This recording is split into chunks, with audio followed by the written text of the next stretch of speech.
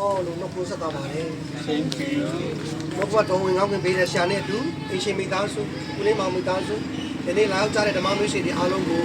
不找人拿嘛来阿龙哥，可是嘛也人家我叫做亲戚，要亲戚来看啥样吧的。阿妹，阿妹，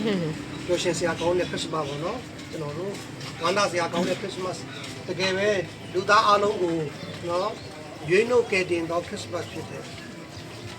ဖယားကလူကိုရှာတာနဲ့လူကဖယားကိုရှာတာလူမျိုးရှိတာဖြစ်တယ်လူကဖယားကိုရှာတာကဘာလဲဘာသာရေးဖယားကလူကိုရှာတာကတော့ခရစ်စမတ်လို့ခေါ်တာဖြစ်တယ်အဲ့ဒါကြောင့် Christ ဆိုတဲ့ခရစ်တော်နဲ့မတ်ဆိုတဲ့လူသားကိုပေါင်းဆက်လိုက်တာကိုဘယ်လိုခေါ်လဲလို့မေးတဲ့အခါမှာခရစ်စမတ်ဖြစ်တယ်ဒါကြောင့်လူကဖယားကိုရှာတယ်လောကသားတွေကနော်လောကသားတွေကလူတွေကဖျားဖို့ရှာတယ်ဒါပေမဲ့လောကသားတွေကိုရွေးနှုတ်တဲ့သူကတော့ဖျားကလူကိုရှာတယ်ဆိုတဲ့ဒီခရစ်မတ်လမှာဒါတွေမကဘဲနဲ့တန်ဖိုး၃ချောင်းနဲ့သူ့ဘဝကအဆုံးမသတ်ပါဘူးလောကလက်နှစ်ဖက်မှာတန်ချောင်းတစ်ချောင်းခြေထောက်မှာတန်ချောင်းတစ်ချောင်းတန်ချောင်း၃ချောင်းနဲ့ဒီနေ့ minus ပြနေတဲ့ဘဝကို plus လုပ်ပေးခဲ့တဲ့ခရစ်တော်ရဲ့ကားတိုင်းပေါ်မှာရွေးနှုတ်ခဲ့ခြင်းအားဖြစ်တာမကဘဲနဲ့လူပေးတဲ့လက်ဆောင်ကတော့ယာယီပဲရောရွှေရောငွေရောပညာရောဥစ္စာရောဓနရောငွေရောအလားပစ္စည်းရောစပါခန္ဓာကိုယ်တစ်ခုလုံးလိမ့်ကျင်တာလိမ့်ခန္ဓာကိုယ်တစ်ခုလုံးกินကျင်တာกินခန္ဓာကိုယ်တစ်ခုလုံးစိန်ရွှေပရမညာအာနာဥစ္စာဓနတွေဘလောက်ပိုင်ဆိုင်နေမစီဒါကသင်္ခါရပဲလူချင်းပေးတာသင်္ခါရခရစ်စမတ်မှာလူကဒီပစ္စည်းပေးတယ်ပြီးဟိုပစ္စည်းပြန်ယူတယ်အဲ့လားကအဲ့လိုမဟုတ်ဘူးခရစ်စမတ်ဆိုတာကဖခင်တီးတဲ့ကိုပေးတဲ့ပစ္စည်းကိုဗမာလိုပြောတော့နိဗ္ဗာန်နော်ပစ္စည်းရောဆိုပြီးတော့ကိုလူလိုက်တဲ့အလူကိုပြန်ပြီးတော့ response တုံ့ပြန်လို့ခြင်းစိတ်ရတာမျိုးမဟုတ်ဘဲနဲ့တီးတက်ပေးလိုက်တဲ့အရာကဒါလေခရစ်မတ်ဖြစ်တယ်ကျွန်တော်တို့ကအင်ဂျီတစ်ထည်ပေးရင်ပစိုးတစ်ထည်ကန်လို့ခြင်းနဲ့ကားတစ်စီးပေးရင်အိမ်တစ်လုံးပြန်လို့ခြင်းနဲ့တစ်ခုပေးတစ်ခုယူနေပြီးတော့လက်ဆောင်လဲလှယ်ခြင်းခရစ်မတ်ဖြစ်နေတယ်ဒါပေမဲ့ဖခင်ကတော့ခမားတို့ဘလောက်ပဲပေးနိုင်လောကီသားပုထုဇဉ်လူသားတွေကဘလောက်ပဲပေးနိုင်ကျွန်တော်တို့ဘက်ကနေပေးနိုင်တဲ့အရာထက်မကinfinity လို့ခေါ်တယ်တိုင်းဆလို့မရရေတွက်လို့မရနော်ချိန်လို့မရကနန်းပေါင်းစက်နဲ့ပေါင်းလို့မရနိုင်တဲ့ကြီးမြတ်သောသူ့ရဲ့ထာဝရလက်ဆောင်ကိုအခမဲ့ပေးတာဖြစ်တယ်ဟာလေလုယာအာမင်အခထာဝရအသက်ကိုအခမဲ့ပေးတယ်လူတွေကနော်ပျက်စီးတစ်ခုရဲ့တန်ဖိုးရှိတယ်သူ့ရဲ့အရေးချင်းရှိတယ်တန်ဖိုးရှိတယ်ကျွန်တော်အများအားပြောသလိုပဲပေါ့နော်အောင်ယုံတတ်နော်quality ရှိုံတက်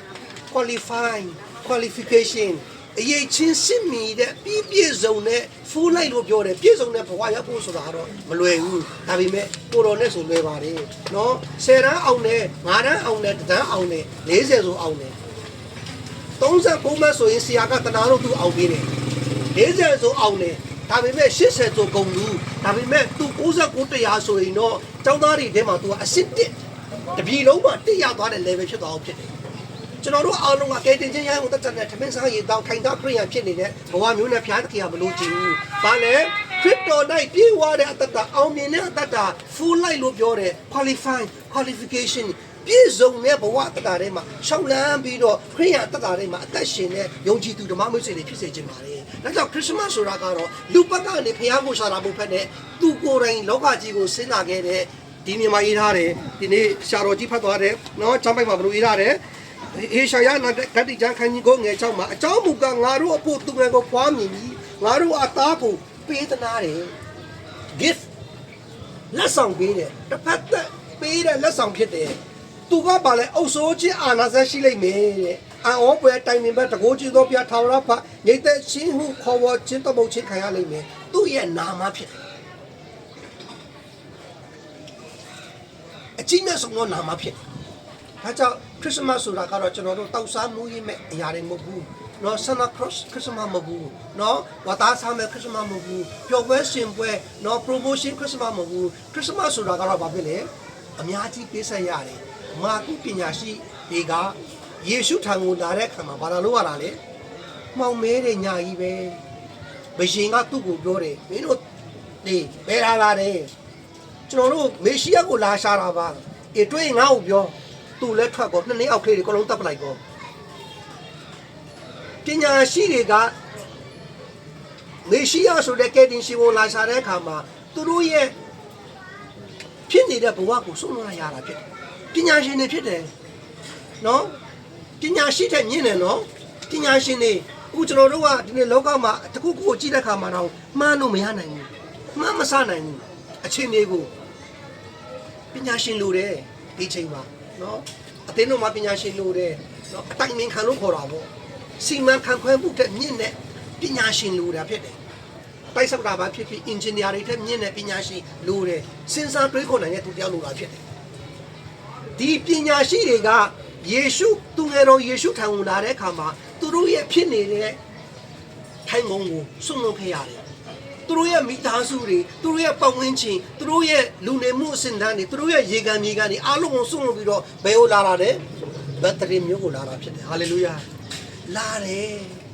မေရှိယထံကိုလာတယ်ဘုရင်ကစိတ်ဝင်စားဘူးပတ်ဝန်းကျင်ကစိတ်ဝင်စားဘူးဂျူးတွေကစိတ်ဝင်စားဘူးဖာရီရှဲတွေစိတ်ဝင်စားဘူးယေဘရဟိတ်တွေစိတ်ဝင်စားဘူးဒီလူတွေအားလုံးက prophet ဖြစ်ချက်ကိုသိထားပြီးပြီဘလို့သိထားတာလဲမေရှိယလာမယ်ဆိုတာ BC 800မှာဒီဟေရှာယမှာကတည်းကထားပြီးပြီပိုး6မှာမင်းတို့အတွက်ကဲတင်ရှင်ကဘာအဆက်ဆက်စိုးစံမဲ့ဘုရားမင်းတို့ရှိကိုလာမယ်လို့ပြောထားတာဖြစ်တယ်ဒါပေမဲ့ဒီလူတွေအားလုံးကယေဘရဟိတ်တွေနော်ကျန်တဲ့ပုဂ္ဂိုလ်တွေဖာရီရှဲတွေဇက်ဒုခဲတွေဂျူးတွေကလုံးဝမေရှိယကိုလက်မခံဘူးဘသူမှလက်ခံတယ်ဆွေမတော်မျိုးမတော်မာကုပညာရှိတွေကဘက်တရီမျိုးကိုလာတယ်ယူရာဘီဘက်လင်မျိုးကိုလာတယ်ဂျူးတွေရှိကိုလာတယ်မေရှိယဒီမှာမွေးနေပြီပြောတယ်နန်းတော်ထဲမှာလားစတိုးဆိုင်မှာလားရှော့ပင်းစင်တာမှာလားထမင်းဆိုင်မှာလားဘာမှလည်းလိုက်ရှာတယ်ဘာမှမဟုတ်ဒီမှာမရှိဘူးတဲ့ခမည်းရှာနေတဲ့မေရှိယနန်းတော်ကိုသွားတယ်နန်းတော်ကိုသွားတယ်ဘယင်ကပါပဲလေငါနဲ့ပြိုင်ဘက်လာနေပြီဘာလို့လဲမေရှိယမွေးနေပြောလားနှစ်နှစ်ယောက်ခေးတယ်ခေါင်းတော့ခရစ်စမတ်ဆိုတာဝမ်းနည်းစရာပါပဲတကယ်တော့ဘဝတွေကိုပေးဆက်ဖို့ရန်အတွက်လောကကြီးကိုကယ်တင်ဖို့ရန်အတွက်ကယ်တင်ရှင်ကအခပေးခဲ့ရတာဖြစ်ပါတယ်နော်ကောင်းကင်ဘုရင်ဖြစ်သောကယ်တင်ရှင်ယေရှုဟာလည်းကောင်းကင်ဘုရင်ဘုန်းရှိစိတ်ကိုဆွန့်လွတ်ခဲ့ရတယ်သူ့ရဲ့ well power အနန္တတကုရှင်အနန္တဖြစ်ခြင်းတွေတဘိုးကြီးခြင်းတွေသူ့ရဲ့ကောင်းကင်ဘုံစည်းစိမ်ကိုဆွန့်လွတ်တာပေလေးကိုယေရှုကဘယ်လိုခေါ်လဲမင်းငါးတွေမင်းလေတွေစုပ်ပြီးတော့ငါးချီလာခဲ့လို့ပြောတာဖြစ်ဒီလိုကျွန်တော်တို့ယေရှုထံကိုသွားဖို့ရန်အတွက်ခက်ခဲမယ်ဖြစ်တယ်ဒါပေမဲ့လာနိုင်ရဲ့လားလွယ်လွယ်လေးတော့မရဘူးနော်လွယ်လွယ်လေးတော့မရဘူးယေရှုထံကိုလာဖို့ရန်အတွက်ဒီနေ့ဒီပညာရှိတွေကမာကုပညာရှိတွေကယေရှုထံကိုလာတဲ့အခါမှာနန်းတော်မှာရှိတဲ့ဘုရင်ကဗာပြတယ်နန်းတော်မှာရှိတဲ့စီးစိမ်တွေကိုပြတယ်မတွေ့လာရတယ်ငါဘယ်တော့ချမ်းသာနေတွေ့လာရတယ်ဘုရင်တွေဘာတွေမင်းရှာမနေနဲ့ငါဘုရင်ပဲမင်းငါ့ကိုကိုးကွယ်လိုက်ပြီးမင်းတို့ပြန်တော့အခုကျွန်တော်တို့တော့ဆိုရင်အခုချိန်ခါရှိုးပြီးလူတယောက်ကလာခေါ်ပဲတကယ်ဟိုဟာမြန်မာပြည်မှာဈေးအကြီးဆုံးကားအကြီးတဲ့နော်မာစီတီကား10စီးနဲ့လာခေါ်ပဲအားလုံးပြိတ္တတွေတနေရာမှာထမင်းတို့ထားမယ်ဆိုကျွန်တော်တော့ကြမှာဖြစ်တယ်နန်းတော်ကြီးကိုပြတယ်ရှိုးမန်နေပြသလိုပဲရှိုးပြလိုက်တဲ့အခါမှာမျက်လုံးပြူသွားတယ်မာကုပြန်ရှိရသူ့နှလုံးသားမှာခင်ဗျားတို့လိုချင်တာတွေအားလုံးပေးမယ်ခင်ဗျားတို့3ယောက်ပါဇက်ပိတ်ပြီးတော့အိမ်ပြန်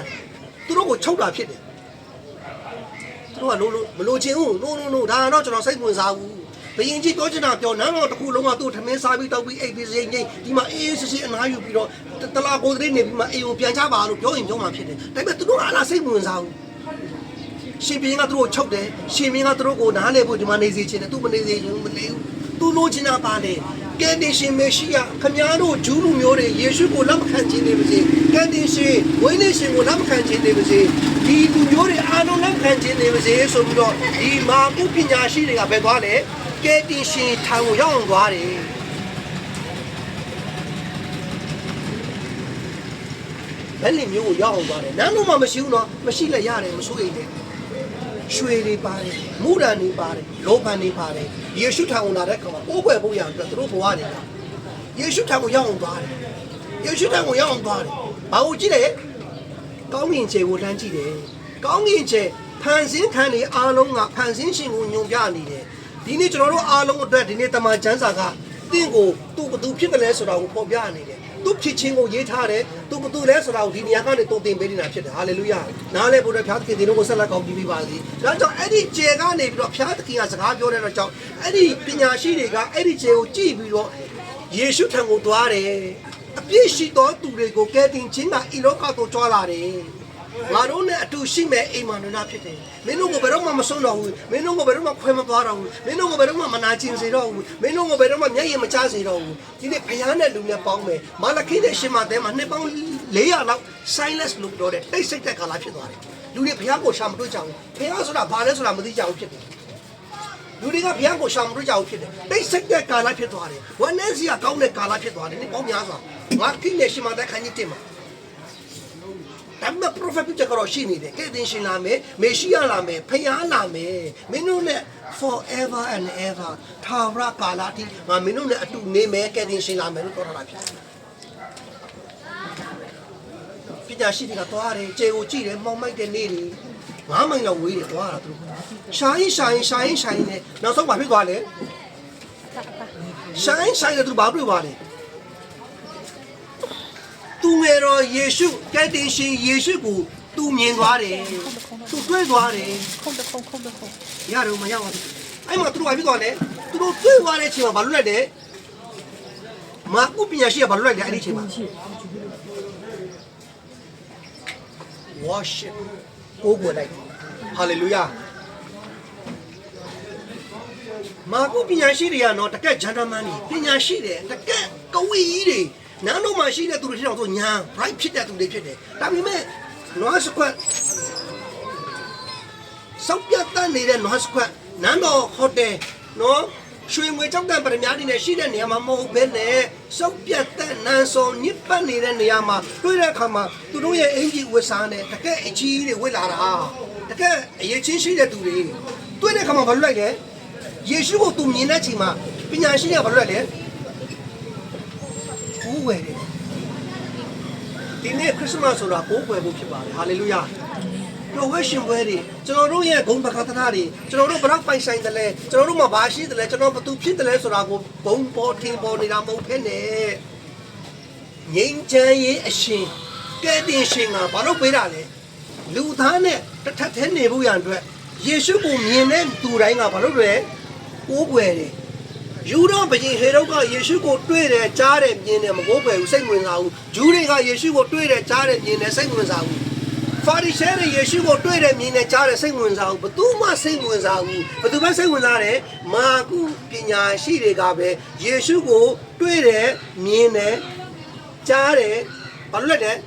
ပြောက်ဖို့ကိုးကွယ်လိုက်တယ်ကိုတော်ကဘုရင်တို့ရဲ့ဘုရင်အရှင်တို့ရဲ့အရှင် Almighty God အနန္တတကုရှင်ဖြစ်တယ်ဆိုတာသူတို့နှလုံးသားထဲကနေအကျွင်းမဲ့ယေရှုကိုကိုးကွယ်လိုက်တယ်ခံစားချက်တယ်နှလုံးသားအကျွင်းမဲ့နဲ့သူတို့ညာဆွမ်းရှိသည်များနဲ့အဲကြောင့်တရားဘုရားသခင်ကိုစိတ်လုံးအကျွင်းမဲ့ညာဆွမ်းရှိသည်များနဲ့ချစ်ပါလို့ပြောတာဖြစ်တယ်ပေါ့တဲ့သေးမဟုတ်ဘူးနော်ခရစ်တော်ကိုရဖို့ဆိုတာမလွယ်ဘူးနော်ထီထက်ဆိုတဲ့ယေရှုကိုယုံဖို့ဆိုတာ I am Christian I am nothing Christ ဆိုတာခရစ်တော်နဲ့ I am Christian ပေါင်းလိုက်တဲ့အခါမှာပြည့်စုံတဲ့ခရိယန်တတ်တာဖြစ်လာတယ်မရဘူးနော်ပေါ့သေးသေးနဲ့စားလိုက်တောက်လိုက်ထိုင်ထားဖျောင်းတတ်တာလေးနဲ့ပဲကျွန်တော်တို့ပြည့်စုံတဲ့ဘဝများနိုင်ဘူးအရင်နဲ့နေတာဖြစ်တယ်အရင်လည်းပဲမြင်လုံးတာဖြစ်တယ်အရေးချင်းမြင်လုံးတာဖြစ်တယ်ယေရှုထံကိုလာဖို့ရတဲ့ဒီမာကုပညာရှိတွေကသူတို့ဘဝကိုတော့ဘယ်နန်းတော်တွေဘယင်းနေပတ်ဝန်းကျင်ရအဖက်တွေဂျူးတွေကသူ့ကိုလိုက်တတ်မှာပေါ့ဂျူးတွေကသူ့ကိုအမြင်ကမ်းမှာပေါ့ငါဒီမှာဖာရိရှဲကြီးလေငါယေပရောဟိတ်ကြီးလေငါစတုခဲကြီးတရားလုံးဖြစ်နေရလားမင်းတို့ကောင်နေငါ့ကိုကြော်ပြီးတော့ယေရှုသွားတာလားမင်းတို့ယူနေလားပြောမှာပေါ့ don't worry မစိုးရိမ်ပါနဲ့ပတ်ဝန်းကျင်ကိုသူစိတ်ဝင်စားဘူးအချင်းတွေကိုစိတ်ဝင်စားဘူးသူစိတ်ဝင်စားတာမွေးနေ့ရှင်ကဲတင်ရှင်လူသားတွေအားလုံးကိုကဲတင်ရှင်ဖြစ်တော့မေရှိယမေရှာယလာမယ်ဆိုတာကိုသူမြင်ပြီးတော့ပိုးပွယ်လိုက်တယ်ရွှေပေးတယ်ဘယင်ဖြစ်ခြင်းကိုပုံဆောင်ပါတယ်မူရန်နော်ယေပရောဟိတ်ဖြစ်ခြင်းဗိသိက်ခံခြင်းလောဘန်ဆိုတဲ့ရှင်ပြန်ထပ်ပြောက်ခြင်းအသေးခံခြင်းကိုပုံဆောင်ပြီးတော့ခရစ်တော်ကိုလုံးဝကိုးကွယ်လိုက်တာဖြစ်တယ်ဒီနေ့ကျွန်တော်တို့ခရစ်စမတ်ဆိုတာကတော့နော်တာမန်ပွဲလေးပျော်ပွဲရှင်ပွဲမဟုတ်ဘူးနော်ဘာလဲကိုးကွယ်ခြင်းပွဲဖြစ်တယ်ကိုယ့်ကိုကိုးကွယ်ဖို့ဖြစ်တယ်2015